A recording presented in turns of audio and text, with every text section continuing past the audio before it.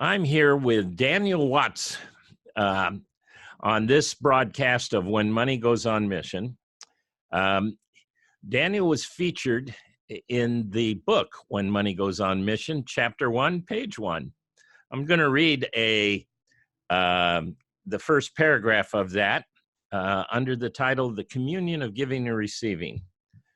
When money goes on mission, it travels in the form of financial gifts carried along in the pockets of those who spend it on the ordinary things of life and ministry so that they can do the extraordinary things God has called them to do. What follows is a story of one of these extraordinary things. It's a real-life parable about an American, a Romanian, an Egyptian, and an old pair of gym socks. And Daniel is the American. Welcome to our podcast. Thanks.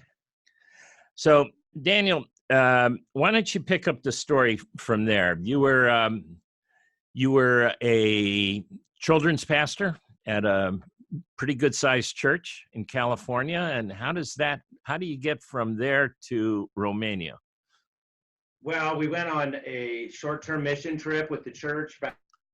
Went to Eastern Europe and felt like God was calling us to go help churches work with children. So we moved over there right after the Soviet Union collapsed in 1991.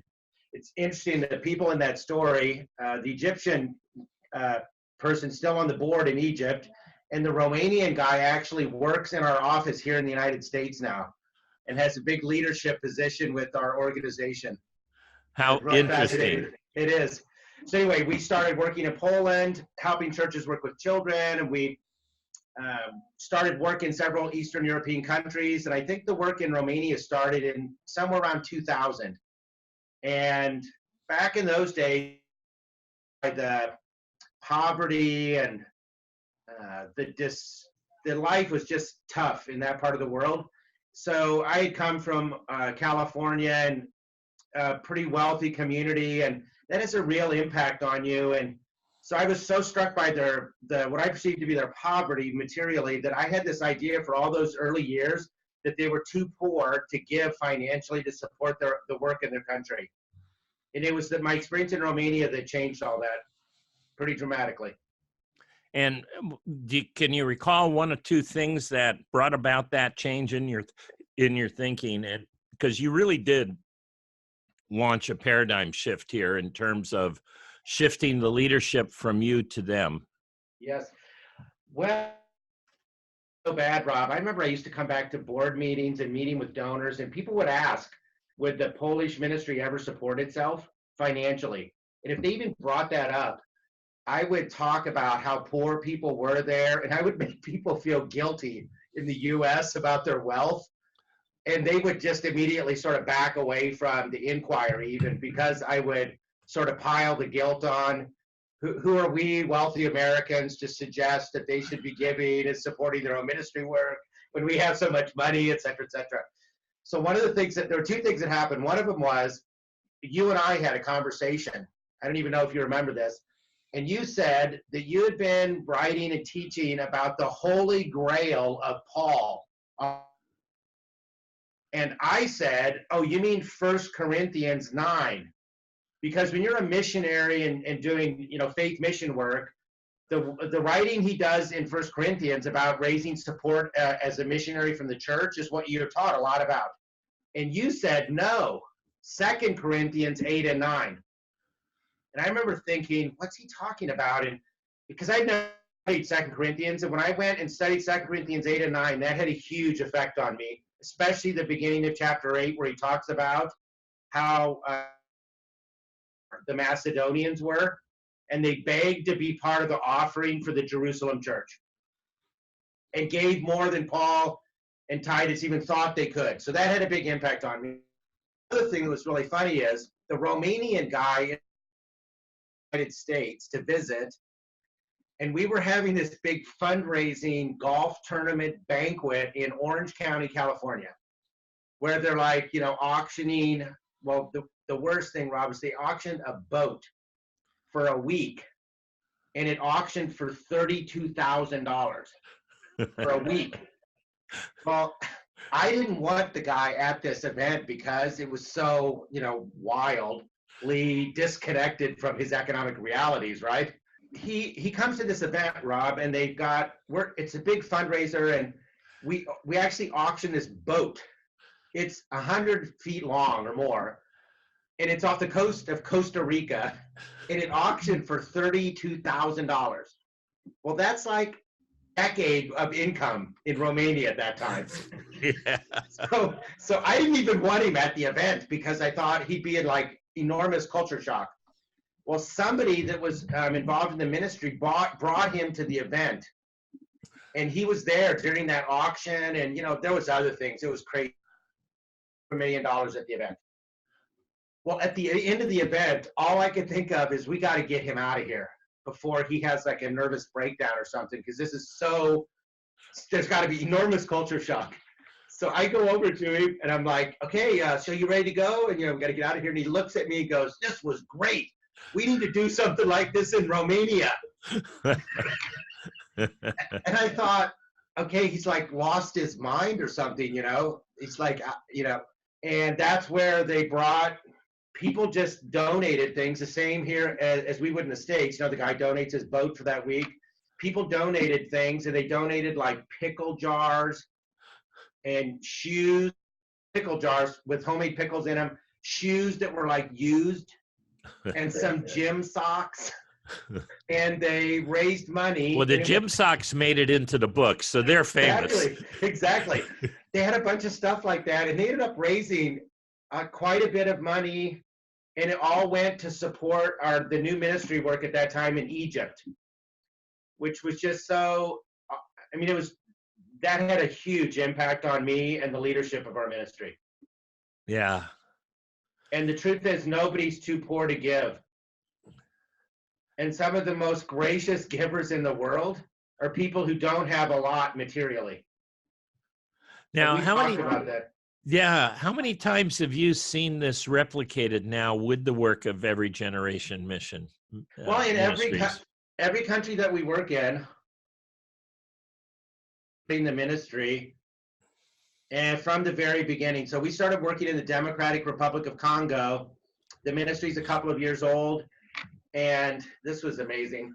I was at a board meeting there, I don't know, it's been like 3 months ago, and at the end of the meeting, it was the start of their fiscal year in August. They asked the board members to write down their financial commitment for the year. In the board meeting, give it to the chairman of the board, and then he reads it out by name. So awesome. So afterwards, I asked him, like, what's that about? And they said, David, when he gave to the temple, it was public. Everybody knew, and it inspired people to give. And the people giving of their leaders. So we thought it was really important to have a board who gives, and it's known what they're giving, and it provides leadership to our ministry in the DRC, which is one of the poorest countries in the world. 15 countries, and every single one of them gives money to the ministry, people in the country, and then they pay for the children's ministry training programs that they're in. They give money for that, and they give money for materials that we provide for them. So some of the countries, Rob, maybe have all of their income coming from inside the country. Others, it's 50, 60%. I think in the Congo, it's like 25%, but the ministry's 2 years old, so 3 years old. What would be your expectation there? That are you seeing improvement every year as they get the work out there? I'm really fascinated about the Congo, and I think it would give God so much glory if the Christian communities in those two countries supported their ministry work completely. That would be the Congo, and where else? And in India. Uh-huh. And especially the Congo, you've been there, it's really impoverished and chaotic, and yeah, that would be amazing. Yeah. And I think it's possible. And let me just play off that comment. I think it's possible. Daniel, you were one of the first ministries that I worked with. Actually, when we started the First Fruit Institute, you were client one. kind of like Ebola one. Yeah. Well, you go to the worst cases to help. I'm sure we were. Yeah. In any case, what do you, what has become is it now more than a pattern in your ministry? Is it an expectation of local fundraising and local control and local boards and that sort of thing? Okay. Well, the board thing was always value and indigenous leadership. For 10 years there, you just meet leaders that are really godly, gifted, highly educated, just amazing leaders. And so we always had the island were Polish Christian leaders. The big epiphany was you can't have a Polish ministry if it's governed by a Polish board, all the work's done by Polish leaders, but the funding comes from some other country, like the United States. So the value of having an indigenous ministry was always there from the beginning. The funding issue was a big epiphany that occurred in the last 7 or 8 years. And that was really paradigm shifting, Rob, because the ministries where we give less now and there's more funding from the Christian community dramatically. Yeah. Because they're accountable to their own community for their ministry work. And that's really what happens when local giving happens. The givers then participate in the accountability of the mission. Yeah. And it also builds discipleship in the givers. Absolutely. That they can take responsibility for mission in their own country and for the educating of their children in their churches. Yeah, and teaching, another thing that we have so many great stories about. When we started teaching these principles about giving to our ministry teams, lots of them are church leaders also, so they started preaching and teaching more about money in their churches, and then they started creating materials to teach children about giving.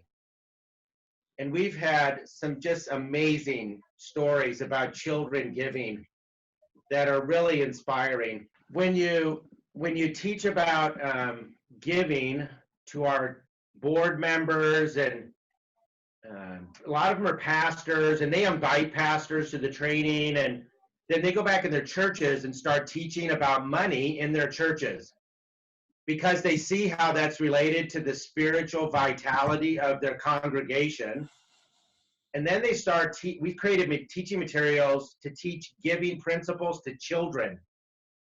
And we've had some amazing stories about children giving. And you really see how it builds spiritual vitality in an individual and in a congregation, in a church. Yeah. And so now when EGM starts in a new country, do you create an expectation right from the start for as you develop their local board and other things that this will be not a Western-led or Western-funded mission? Especially the board. That's really crucial. In the United States, you really can't serve as an elder in a church or a board member of a nonprofit organization. Don't support it financially.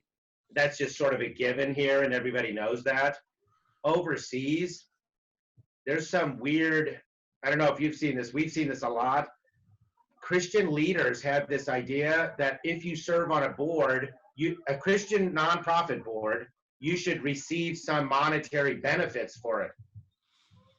Like it's a corporate board in the United States. Yeah, exactly.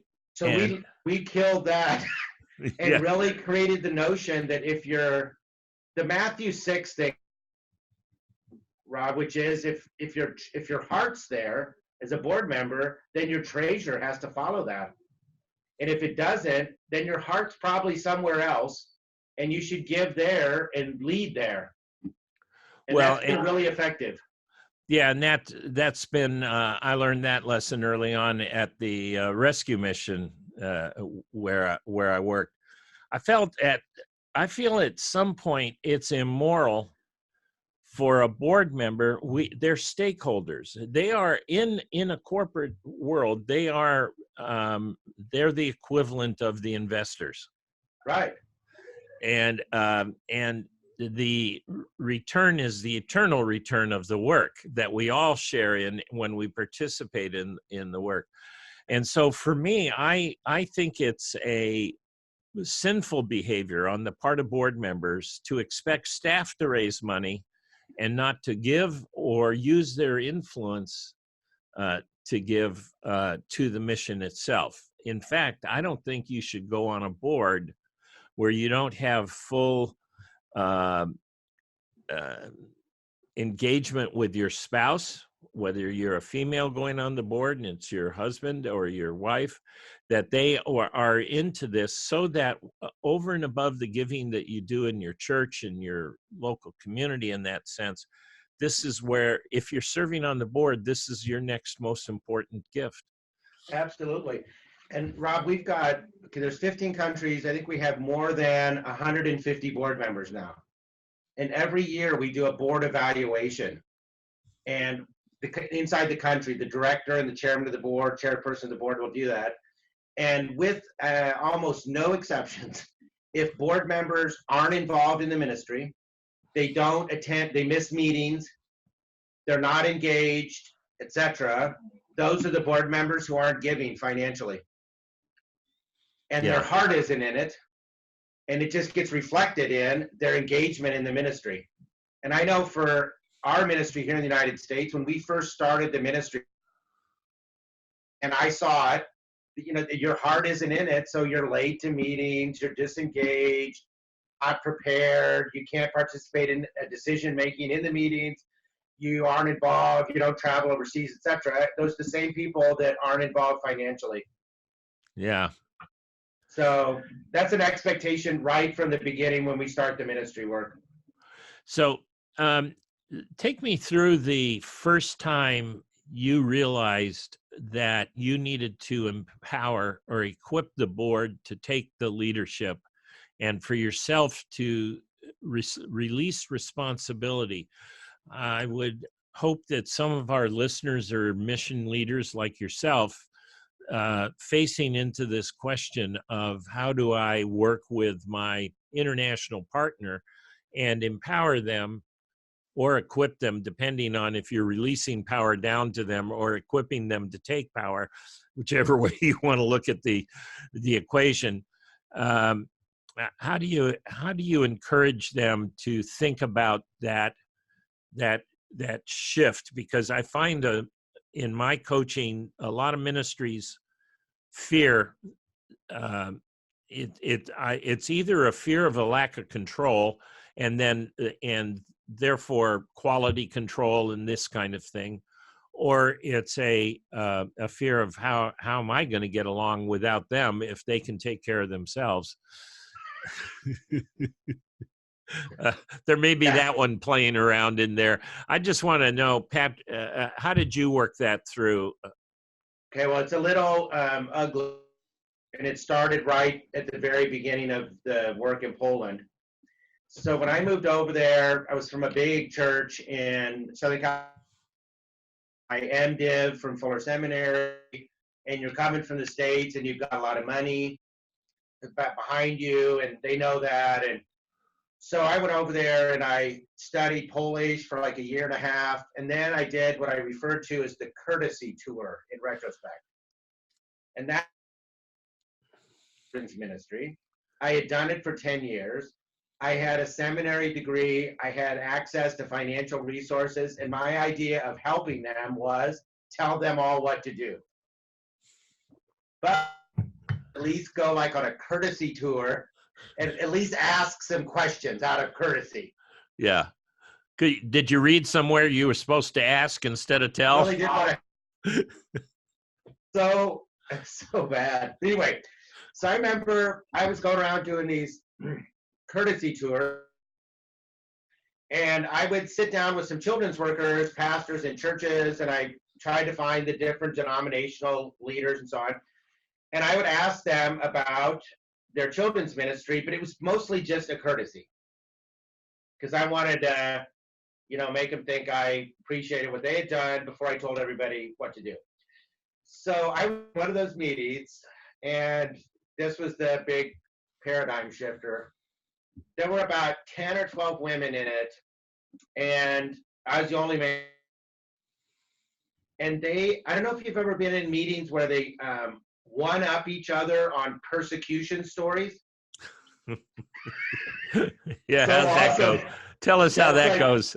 I know somebody tells something that's just horrible, right? Like they got arrested for teaching Sunday school, and then the next person says, "Oh, that's nothing," and then they tell something worse. And then the next person says, "Oh, that's nothing compared to this," and then they tell their story, and they've got them, and they were incredible. Like I remember one lady, she's gone to be with the Lord. She's such a precious person. She actually got arrested for teaching Sunday school right across the street from basically the Polish KGB in the kitchen, and they came across somebody was an informant on her, and they came and arrested her for teaching Sunday school. Okay. If you've done ministry in Southern California and you're 31 years old and you hear stories like that, I remember my eyes. I was just like, "What the heck?" One teacher told me, one of the ladies said she got arrested. She got some lesson, Rob, from Holland, and she was hand copying it. And they caught her with it, right? And they arrested her, and she went to jail for like 30 days. Well, they started telling those stories, and I was clueless about anything. I mean, maybe I'd heard a little or something, but it just, okay, so I was humbled, but they just kept going, the one-upping each other. And finally, I remember when Alicia Levchuk shared that story about getting arrested in her kitchen, I thought that was before I was born. And who am I to come over here and tell these heroes of the Christian faith what to do? And I was like humiliated at my own arrogance. And ladies are like, all of them had university degrees.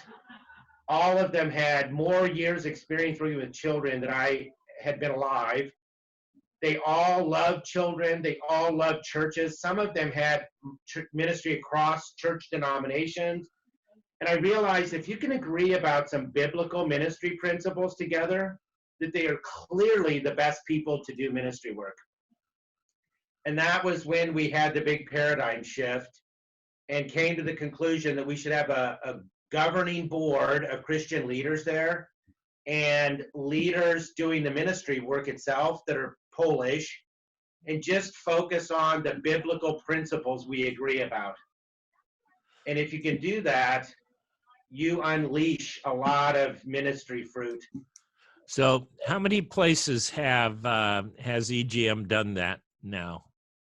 Well, 15, and we're about to do it in 2 more, 17 countries. All right. And so what would you say to a leader in your same position? He has some ministries, they have some ministries going. They feel they should do this. How do they do it? What are the couple of things they need to think about when they actually begin to say these folks need to take leadership, and how do you give them the actual decision making and the consequences of the decision making, and in effect graduate them? All right, so I think there's a few important principles you have to latch on to.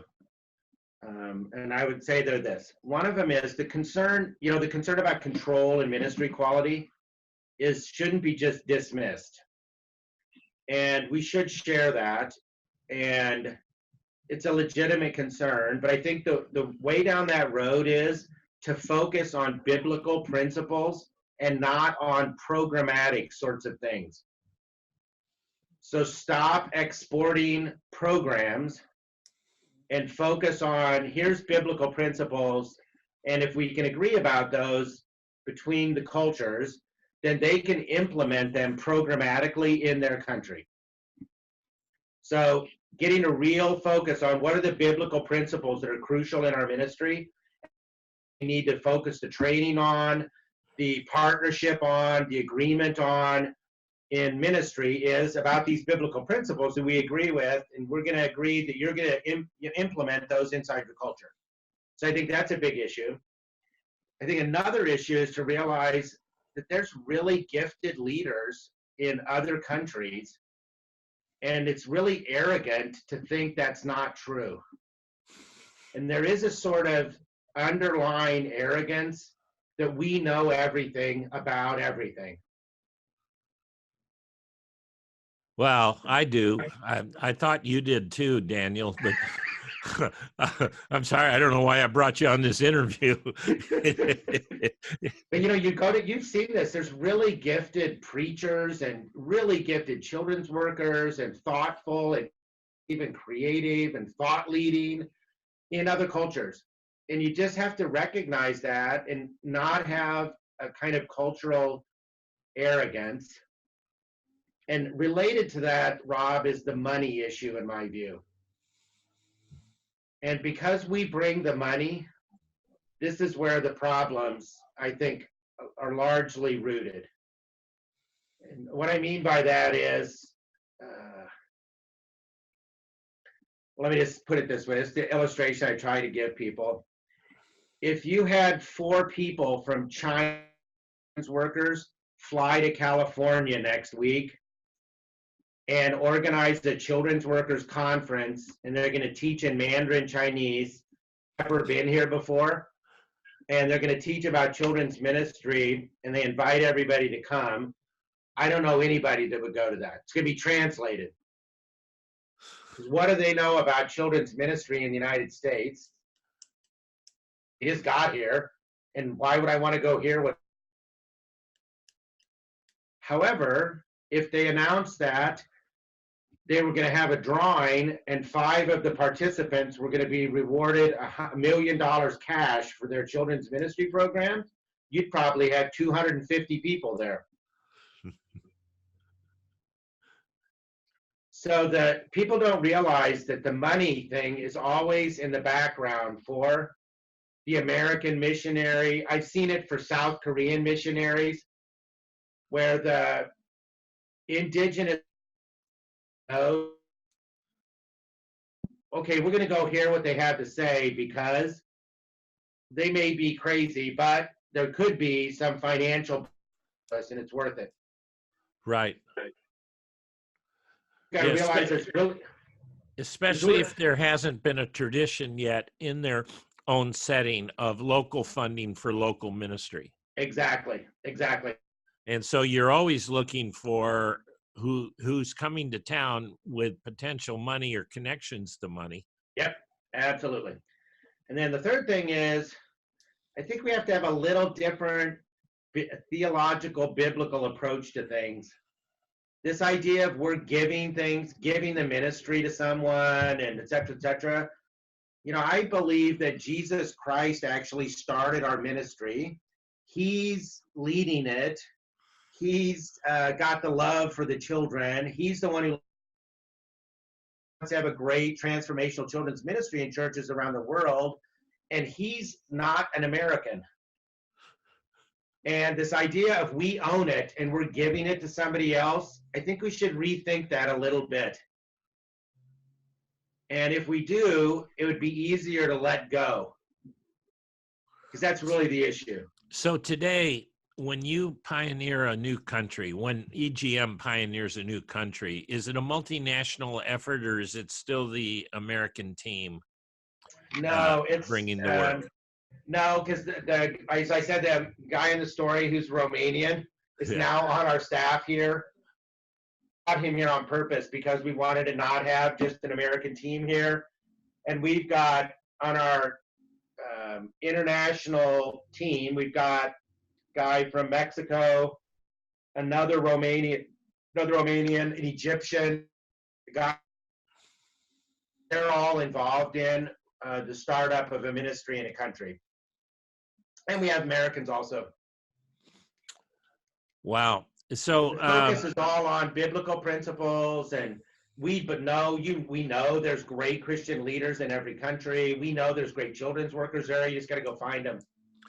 Well, and I should mention to those listeners to this podcast or viewers that if they haven't read the story in chapter 1 of the book, When Money Goes on Mission, um, this isn't just a matter of, this is very expensive to set up a new children's, a countrywide children's ministry that's going to serve the local church, because there's a lot of training venues that has to be put together, curriculum. You need a publishing house for the contextualized curriculum in their own settings.